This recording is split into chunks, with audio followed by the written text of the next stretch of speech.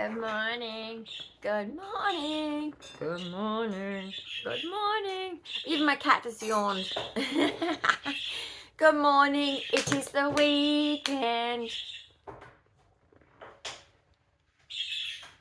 That means there's no possibility of medical... I shouldn't say that. My doctor called on last Sunday. Sorry, I'm just so exhausted. Even though I just woke up, I'm still exhausted. But yes, my doctor called last Sunday, so I shouldn't say that because I'll probably jinx myself. But anyway, about to have coffee, my favourite time of the day. Actually, it's kind of my favourite time of the day. Coffee. And I've even which I kind of am like doing a science experiment myself without certain knowing. I've been on Coca-Cola as well as coffee. But I am noticing that's our ice maker on the fridge. Okay. One on the floor. Whoops, that's one for good luck. Man down! Basically, it does affect your... If you've got dystonia, caffeine does affect it. Just don't tell the sir. You know what it's like in relationships. It's like, you know. I'm not going to let you have this one, though. It's not like that. It's just a game, a tease. Right, so, basically, he's making me coffee. He's been making me coffee for 34 years. It's very nice of him, actually. Yes, he's been making me coffee in bed for 34 years. And basically, he even used to bring me some Tim Tams. I used to have Tim Tams for breakfast. Because where I came from as a kid, we didn't have that kind of food available. So naturally, I rebelled. This is when I'm like 18, guys. This is when we first moved out together. And I rebelled, and my morning breakfast was Coca-Cola and Tim Tams. I was living my best life, man. I was just like, yeah, I love that. Like doing the housework and say hi. Morning, chickens. How are we all? They are all good. Excellent. Look at this messy bed. It is just in disarray. But anyway, we both had a good sleep. We caught up this is all my fault because I fell asleep at 6 p.m. one night for some strange reason. Oh, it's not a strange reason. It's a very sensible reason. Oh gosh, what day is it today? Today is Saturday. The purple. There you go, ma'am. Purple. We have purple for today for my meds. Right, so let's... Oh my goodness. Colour-coded. Do you want to see? Show them. What? Just a couple of... Just the morning. I still got this, and I still have other medications. Liquids, given. sprays, you name it. And then PRNs, which is prescription... Patient requested. Oh, patient requested. What's the N for? I think it's narcotics. Patient requested narcotics. Is that what you stand for? No, I don't know. it's not on narcotics. I know, but I think that's what it used to be called anyway. I don't make this shit up. That's just weird. But anyway, like say if I get certain migraines, a bit seisurey, and this is what's worrying me. I need to get back to they've messed up my neurologist, right? And it's like, guys, I need to speak to one. This is a public system, guys, when you're late diagnosed and you're an adult, one of us. I need to discuss my medications because I feel like I'm getting used to sodium valproate. And I've gone from 6 to 10 seizures a day to 2 a week. That's very good. But genetic seizures are known for being stubborn against medication because genetic seizures are more to do with they know that it's more to do with the inner brain, which that's pretty hard to find. Okay, guys, they cannot do much with brains. It is so limited with brains. They know fuck all about brains, which is a shame because I'm trying to study it because my brain's very affected by my 20Q. But it's just basically because we were born without everything sort of completed, our brains are not formed properly. However, in a lot of studies that we're reading, because these idiots are just a bit slow, a lot of studies, and even the science lady, Sarah, who talked to me, the neurophysio,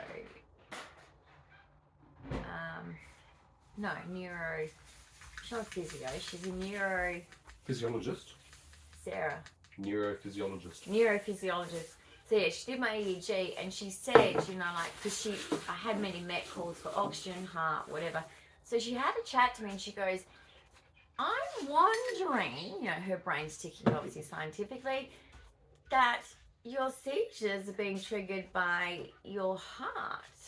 I'm glad you're seeing a cardiologist. And I was like, come on. Come on, shake it.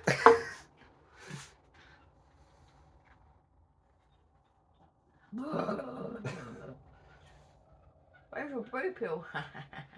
I didn't see a blue pill. There's a blue pill. I'll show you.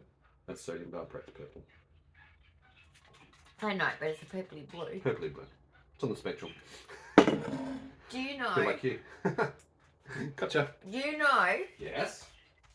that Miss Ellen, my favourite human, Yes. one of my favourite humans. I have a lot. Yeah, a lot of favourite humans. But when I say favourite human, these people are like gold, right? Yeah. Solid gold. She gets accused of being colourblind and denies it.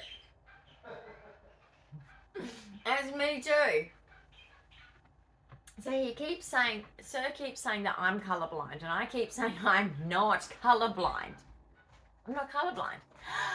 Maxie! She's colourblind. Good morning! Morning! Good morning! Hello! Good morning! Here's all yours. Good morning! Oh, he wants to race around. Oh, hello, my darling. I missed you. You're purring, you're purring, you're purring. He's happy. Speeds off. No, he's probably going for the food because, yeah, he doesn't have food in his room because he doesn't need it. It's only there for just while we're sleeping, and then he comes out. But he acts like it's, I'm dying. But he actually eats too much. So I don't know what to do with this little buddy. He just eats too much. And his belly just goes like this. Everyone that comes in here, this house can be busy. Lots of people coming in, but basically, Max is as he walks along, he's got this wide bit there in his belly. It looks very full, like he's been to a buffet. That's what I look like when I've been to a buffet. My tummy goes like I'm pregnant because I get distended because of my gastroparesis. So if I do an action like that, which I shouldn't do, but you know, sometimes I just do stupid things and I do it. But you got to live too, you know.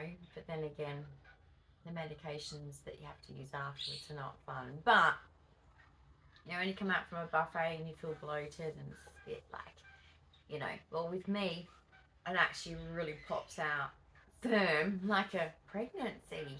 It's like, oh. I've even been, and I'm not kidding, this is really, really funny, but really in the moment was not comfy. It was really uncomfortable. Okay? I'm sitting there at an ultrasound place for Sir. Wow, not for me. Can you believe it? Medically complex idiot over here, me. It was for him. He had an elbow. He's got like tennis elbow. Right? Yes, he did used to play tennis as a kid, but not now. So basically, he's getting the injection.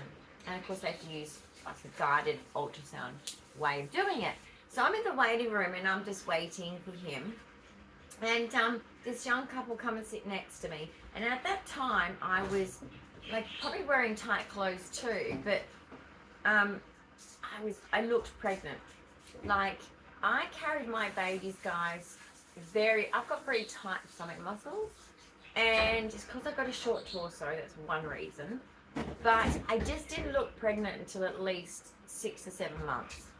So people were very shocked. They didn't really know me as well, like as close, because when I popped, they were like, oh my goodness, you're pregnant? And I'm like, yeah, so I'm, 6, 7 months, And they're like, what? But basically, I did look very, like, maybe at the beginning, for pregnancy, what others would be at 4 months kind of a thing, but me at 6 months. And I'm sitting there with this belly, and they kind of were like smiling at me and pointing at me in a way, and oh my God, they thought I was pregnant. They thought I was there for an ultrasound for my baby that I didn't have. I was so offended. But they didn't mean it. They're just a young couple, and I was just like, oh my God, it's gastroparesis. I didn't know it then. I was being gaslit into, you have anorexia. And I said, no, I don't. So anyway, as we got talking to this, luckily I ended up with a wonderful gastroenterologist. That's the trick. A real doctor that cares, a real doctor that actually knows their stuff. And he said to me, asked lots of questions, and including about my pregnancy, which I had hyperemesis gravidarum, which is a terrible thing to have. Wouldn't wish it on anyone. You vomit non-stop. It's not morning sickness. If you got morning sickness, you were lucky. I'm sorry, but you were. HG is like you vomit non-stop. So I was in and out of hospital, fluids and things like that. It's awful.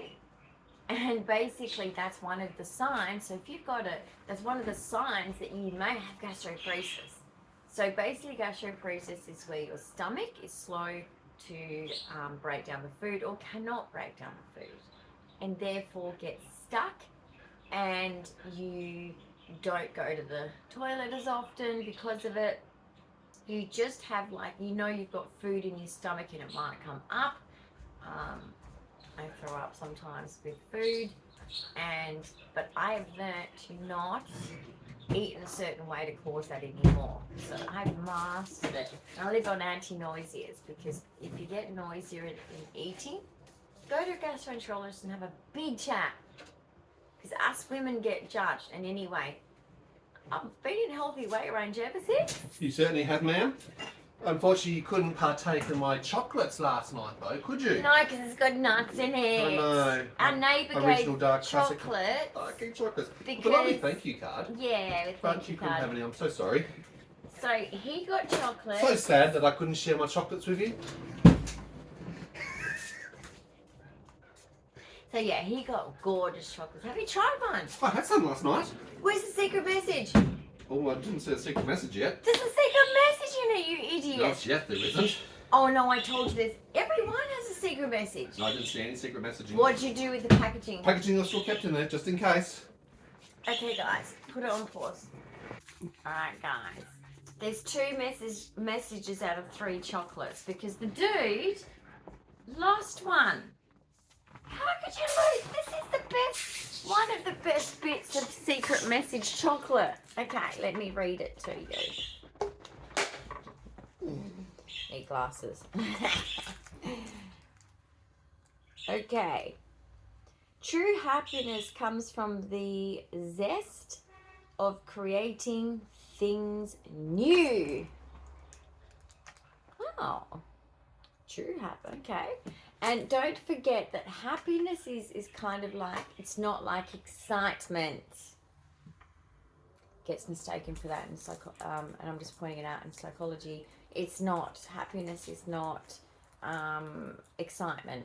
Those two get confused with everybody. Happiness is when life is just ticking along, and you're not unhappy about anything, literally. You are just cruising along and everything feels right. Everything just feels like everything's going the right way. You have every section of your life just flowing along well. And that's when you are truly big time happy. So yeah, you just don't get them mixed up. Don't get them mixed up. But it's even a good advice one, you know, to go out and, you know, what does it say? Let me read it again, because this is actually inspirational too. True happiness comes from the zest of creating things new. Anthony D. something. Anyway. And the next one, the key to a happy life is friendship. Aww. Well, isn't that the truth? Maybe I ate the third message. What if you did? It was very dark. It was very late at night. I was very hungry. I was very eat tired. it? Okay. Did you eat it? If possible. Okay, well... No secret message for me. Yeah, no, just come out your butt. Alright, where's the coffee? I'm ready for coffee. Oh, let's put the telly on. I'm ready for coffee. I feel so low down here. Oh my goodness, I gotta lay down. What am I lying on? Oh, the bulge of my heat pad.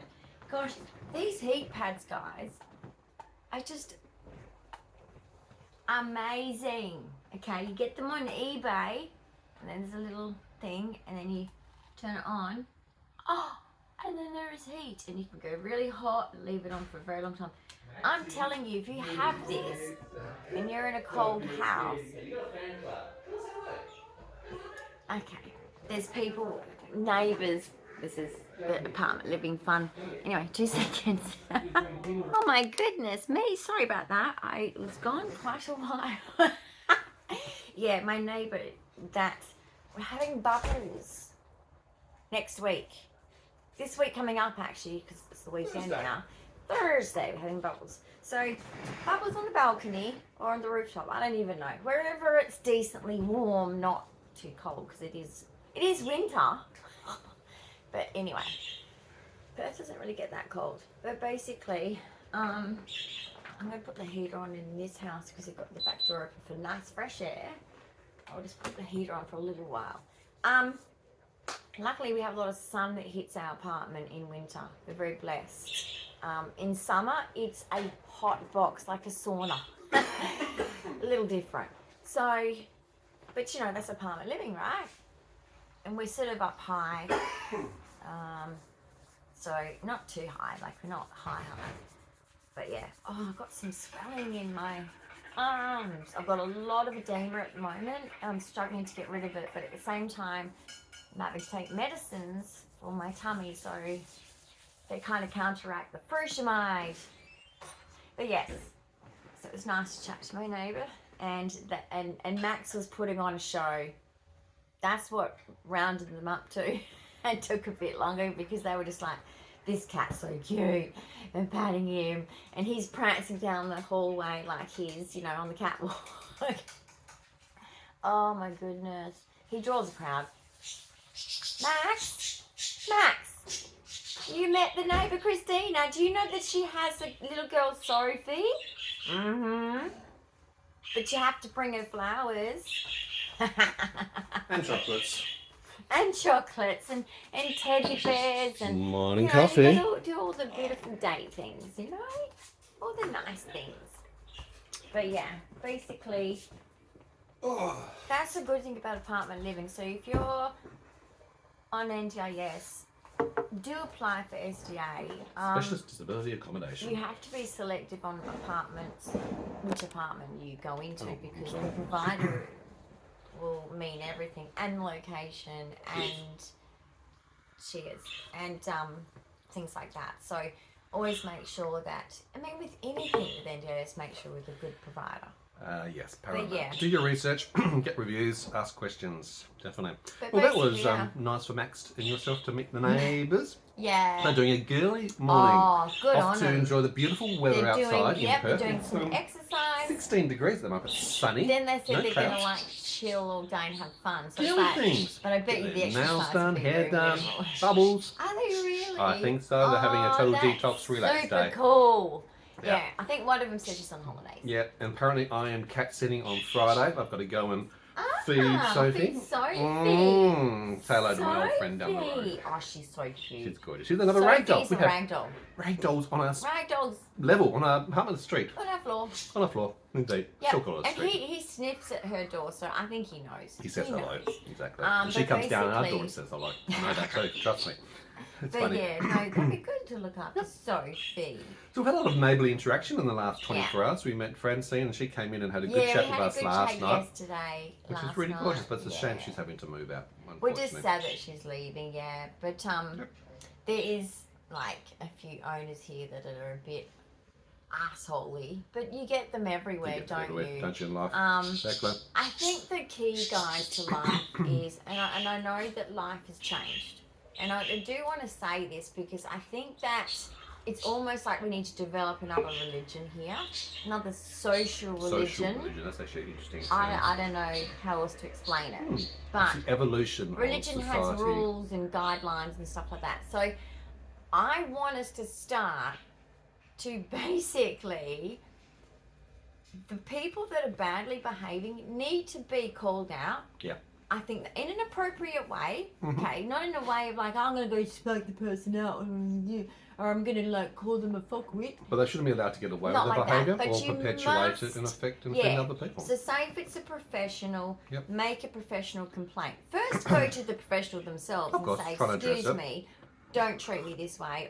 And if they don't stop, go to a complaint. Yeah. If it's just someone in your community, complain to them first, then to the person above them. Now, if it's a neighbour, you've always got the council. Council of owners. Well, in apartments Yeah, we have. or But I'm strata. saying, like, if you're living in a house, if you have a neighbour that's like causing distress, you can The Shire. You can Yeah, contact your the local Shire council. and make complaints, and also talk to other neighbours around them to see if they are causing them problems too. We had a problem in a place where we lived. We had druggies living next door, drug dealers. And the routine was so obvious. It was like, I don't want to be living next to drug dealers. Yeah. And so we used to contact the police and let them know. And you know what they did? Police are so stupid. You drove with a visible police car down the back. Because we had like at the back was our garage. A laneway, yeah. It's a very long house. And it's like, you're such a dickhead. I'm just like, you're such a dickhead. Like, Not the smartest. yeah, they're just now going to be more undercover with their drug dealing, you know? Like, I used to drive my car in, and every Friday, this dude on a motorbike would drive into their driveway, and they'd close the door before he'd even get off his bike. And it was just like, because I used to have to wait in the laneway for my roller door to go up. And I was like, as if that's innocent. And it was repetitive. And we would even You notice the patterns. Yeah, the thing if we about were being sitting autistic, out the you are a back, pattern matcher. you know, and we would hear all this going on. We'd hear the motorbike, and it was just like clockwork. Yeah. And it's like, all these people would come and they'd go, oh yeah, you know, like, I need some milk. That was code, obviously. Because I was like, It's a neighbourly geez, thing. Go why next door is and get some everyone milk. needing so much I want bloody a glass with some milk? sugar as well. Why are they going to this neighbour for milk? Now, last night we also tried the first part of our process of submitting a petition I've got to for get some Parliament. Dyan's Yes. written a very good petition and compiled it to look at the It frustrations brought of out my experience in welfare. the hospital, clinical and in medical environments that are government Yeah. public in Australia. Just Australia-wise, it's a I'm federal doing petition. this for Australia, but please sign it if you're from another country We'll and mention share a you are link from another country. as soon as it's been released. The process that it works here in Australia, for it to be recognised, you have to use the e-petition. That's the only platform that recognises e-petitions or paper-based petitions. They are then submitted in a format that's acceptable to government for Parliament to then take that on board and then obviously look at it as taking change and action. Of course it's acceptable, but you know what? If they say it's unacceptable, I will read. Can we read it to them? Yeah, you can read it to I them would right like now. to Sure. read it Well, to I'll go you get guys. that. But once that's But, the submission process let you know, stalled of last course. night. It went through all the steps except for the very last step. Oh yeah, the submit button's not working, government? The submit button was working Oh, last night. is that accidentally on purpose? Very much your Centrelink, actually. Accidentally You on go purpose? through all this form submission, or the NDS, you go through all this form submission, and suddenly It's the last step, it accidentally just on purpose. doesn't work. No, it's accidentally on purpose. Yeah, we'll bring IT on Monday. We'll get them to turn it off and turn it on again, won't we? Don't worry. I would send We it. keep a copy as we do things. This is what we learn. Always make copies of all the steps as you go along. But you just in can case. actually print all those off. Yeah, for an e-submission and you send can. it off and say your system's broken. Yeah. They can't ignore something in writing. Yeah. The government I can't ignore That's it. why I've taken a copy You of do that. a cover letter. Yeah. I'll Anyway, get you that so you can read it out. I need to have a shower. My welfare brain went, I thought I was going to struggle because, you know, of my disability. But basically, guys, my welfare brain just ticked into mode because this is the type of stuff that I did all the time. All the time. I mean, I am a professional advocate, basically. I'm used to doing this. It's second nature to me. I did it in so many formats. I worked in a community centre for 2 years, right? And when I worked there, I had the most amazing coordinator who taught me paralegal stuff as well. What do you call it? Financial counselling and all of the advocacy. He taught me how to engage with the government to get change and stuff like that. He had done many changes to government stuff. He was very from the heart because I remember some clients walking out of the centre, you know, and they'll walk out and they'll be like, oh, you know, like, I don't know how I'm going to get home. And like they'd ask for like, oh, what's the bus sort of number to get home from where we were, this community centre. He'd just pull out his wallet and he'd just go, there you go, and give them money for a cab. That's how nice he was. Okay, he actually cared. But let me just read to you. Okay, what's all this other stuff that Sir's put in there? Okay, let me get my glasses. But I really want you to hear this, and I really want you to know that I'm so sorry that this doesn't help others that aren't in Australia. But this is just...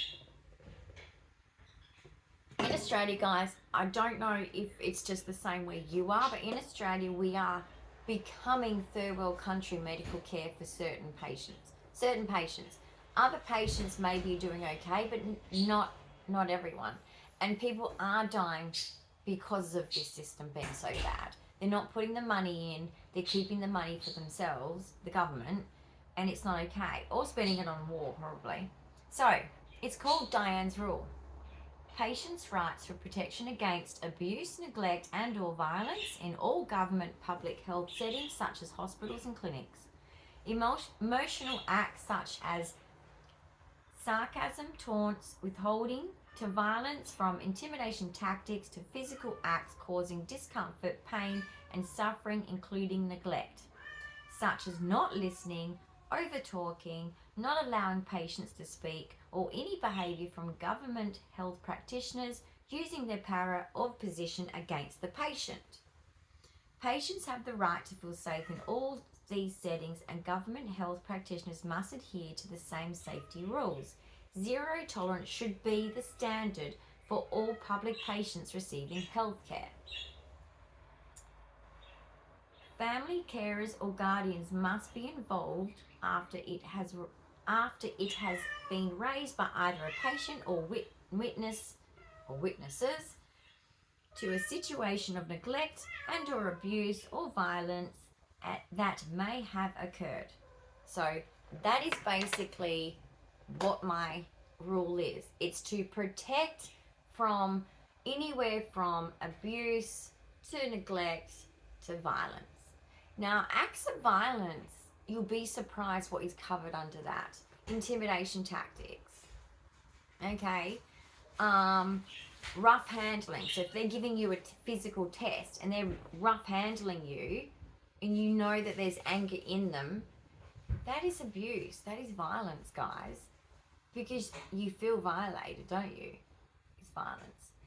Just because it's not a punch doesn't mean it's not violence. So basically, but I'm going to have to speak to Sir because he's softened it. What do you reckon? I want you to comment below. Like, I was more harsh than that. He softened it. Or maybe I'm just wanting it to be more punchy.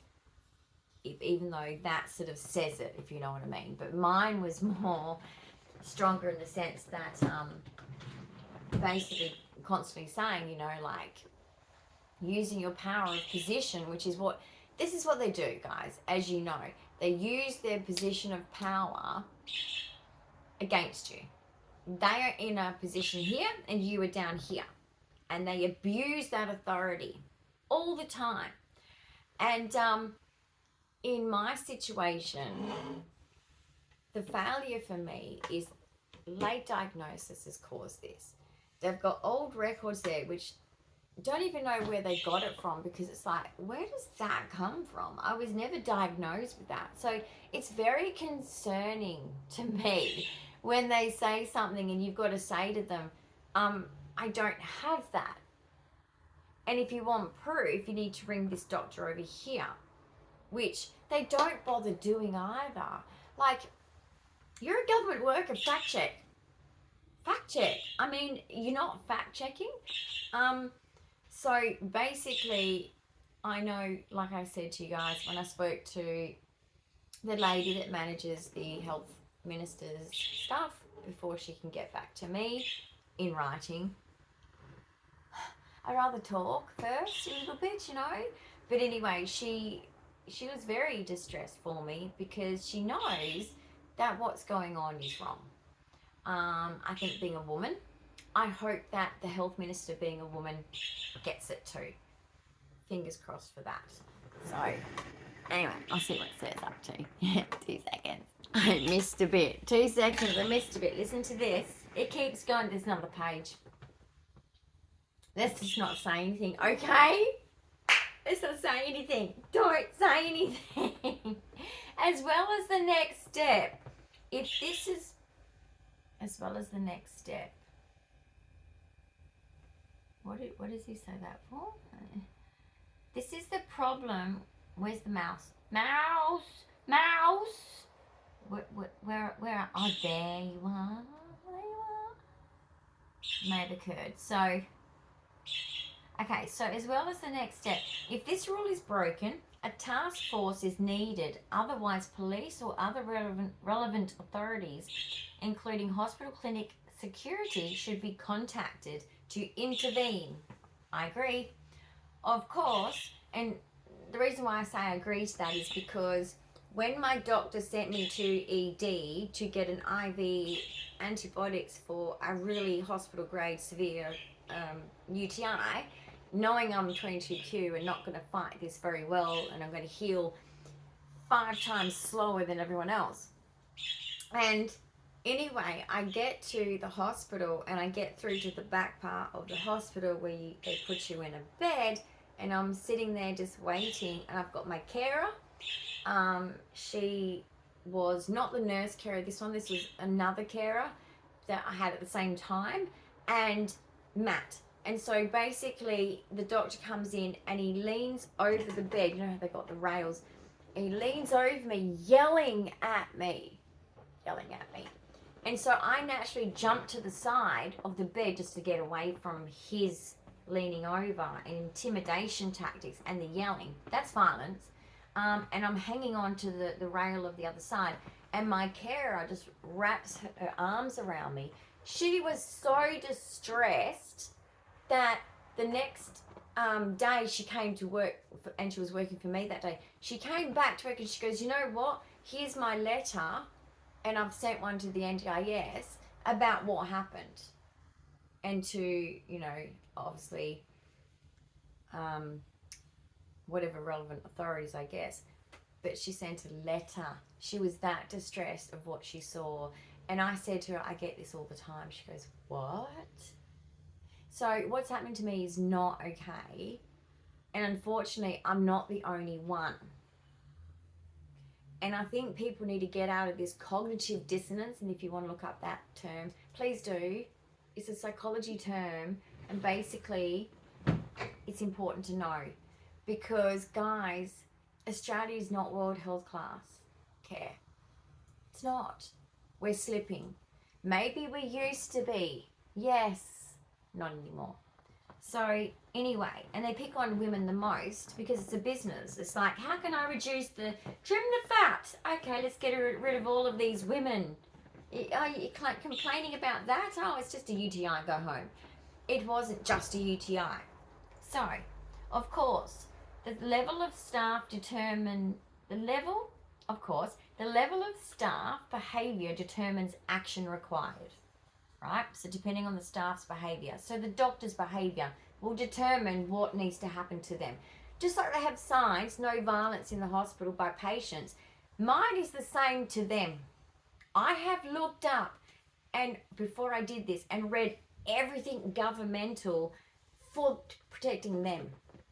And flipping it about what I've experienced that is violence, that I'm protecting myself with.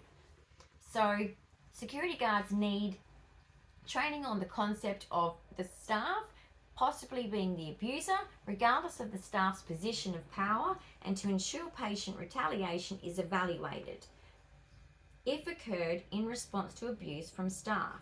Reactive abuse needs to be considered regarding patients requesting this rule. Now, I don't do this, but I'm thinking of the people when I'm in ED, a lot of males do reactive abuse where it's instinctual, guys, and I'm going to back that up with psychology here, and there is psychology to back this up. Reactive abuse is a thing. If you're abused and you have a good sense of self-esteem, you have a good sense of knowing what you deserve, your own power, you've got your own power, and you're going in and you're vulnerable, in pain, you're in a hospital, you're suffering, or you're in a clinic, you're suffering, you're in pain, you're being abused, it is instinctual to, lash out back, okay? So people need protecting from that, because reactive abuse is not the same as initiating it. It's a bit like the pub. You know the pub story, right? Where the guy punches the guy at the pub and the guy punches back. And everyone says to the guy that punches back, don't worry about it, he fucking deserved it. Same thing, okay? Reactive abuse needs to be really just treated like, well, for fuck's sake, doctor, you're asking for it. If you're going to be violent to a patient, I'm sorry, you deserve everything you get. You doctors and nurses deserve all of that harassment that you get. You need to realise how you're treating people. That's just factual. It's instinctual. It's instinctual. Sorry, that is basically my thing. And so the rest of it is then handed into the federal government, has to be approved. Now, I am concerned about this one being approved, and for many reasons, mainly because it attacks government workers. I'm fighting a big fight here. Government workers are very protected, particularly hospital staff. Okay, they've had it too good for too long, but now it needs to stop. I have witnessed, and because I had a grandfather who had dementia, I'm telling you, when I was in a hospital bed and I was there for seizures, and basically I'm lying there, and next to me, luckily there was a beautiful nurse that was dealing with him. He had dementia. His wife was like kind of rude and just left. I don't know why, but some people just obviously don't. Well, no, I should know. My family's the same, okay? I'm difficult because I've been sick my whole life, okay? Some families just don't give a shit. So anyway, he's on his own in the ED. Of course he's going to get up and want to do things and roam, and he's dementia. Not his fault. And anyway, the doctors are telling the nurse off for trying to manage him. They're saying just leave him. And he's like, but he's getting up and he's going to wander off. That's dangerous, right? It's easy to get out of the hospital. And then, of course, the doctor's yelling at him. yelling at a dementia patient. So I've heard it all, and I cried. And Matt was like, just, try not to think about it, or whatever he was saying, And it's like, I can't ignore that human being on the other side of the curtain who's being abused because he's got dementia. I mean, Australian government, you need to get hospitals set up where you've got kids' hospitals for that reason. Maybe you need hospitals, a unit for dementia patients. Because they do wander around, you stupid idiots. Don't you understand dementia too? Maybe you don't, hey? Maybe get educated on it, because these dementia patients are very difficult to manage. It's not their fault. You need to offer an environment that's safe for them. And you can create that. You can. I also think that, not just for autistics, but they need to offer spaces to go either outside or a sensory room that can be used by dementia patients too. Anyone, any person that's feeling stress. It might be a cancer patient who's like, oh, I'm very stressed, I need to go and hang out somewhere where it's like distracting from the rubbish that I'm going through. So yeah, you must sign the petition, send it to all your friends and family, and even further than that, when I put it'll be in the community page soon, when I get it approved and when I get the link and everything else, it'll be there. I want you to send it to every single person you can think of, please. This is so important to me, guys. This is like a legacy that I'd be honored to leave behind, because I want this abuse, neglect, violence against patients to stop. We can't do it to them, and I agree with that. They can't do it to us too. It's a two-way thing. We are all humans. We are all equal. They are just a person with knowledge in a specific area. They're not special. Specialist, I think we need to change the name. They need to be brought down a peg. They need to have KPIs. They need to have more things put on them, because I'm sorry, but this is bullshit how they treat us and get away with it. So I hope that my rule will change some of it, but I don't know. All I can do is try. So sign it and send it everywhere around the world. Anyway, I'll be back. Okay, guys. So I shall let you go, because has been cutting his hair, so he's just decided to change what he's doing. So obviously the video is all mine. You guys are all mine. All mine. So anyway, I'll be doing more videos today because it's the weekend. Cheers. I still got coffee. I have a big coffee. I don't like small. So yes, you'll be seeing more videos. I hope you enjoyed the Shein haul. I thought that was pretty good. So anyway, take care. Bye. Love you all.